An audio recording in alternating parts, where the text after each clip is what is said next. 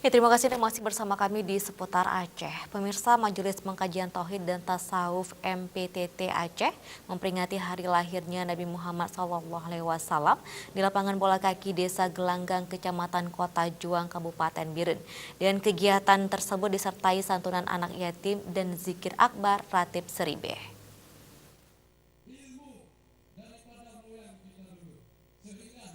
Dalam rangka memperingati Maulid Nabi besar Muhammad SAW, Majelis Pengajian Tauhid Tasawuf MPTT Aceh menggelar kenduri Maulid yang berlangsung di lapangan bola kaki Desa Gelanggang, Kecamatan Kota Juang, Kabupaten Biren.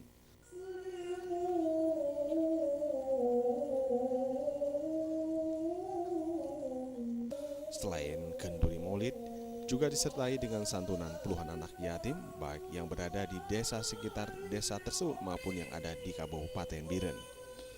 Setelah digelar kenduri Maulid pada malam harinya, MPTT melaksanakan zikir akbar dan ratib seribe yang diikuti ribuan jamaah laki-laki dan perempuan dari seluruh Aceh. Sebelum dimulainya zikir akbar dan ratib seribe, terlebih dahulu diawali dengan ceramah agama atau tausiah yang dipimpin langsung oleh Kiai Haji Zainuddin dari Bogor, Jawa Barat. Kemudian dilanjutkan dengan tausiah dan zikir akbar ratib seribe yang dipimpin oleh Abuya Syekh Haji Amran Awali Al-Khalidi, Murabil MPTT 1 Aceh.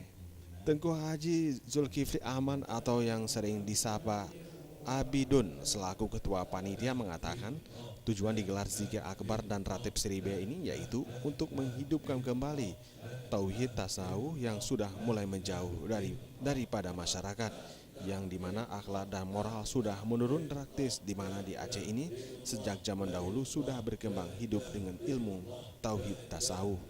Tujuan ini yang pertama untuk menghidupkan kembali tauhid tasawuf yang sudah mulai menjauh daripada hati masyarakat.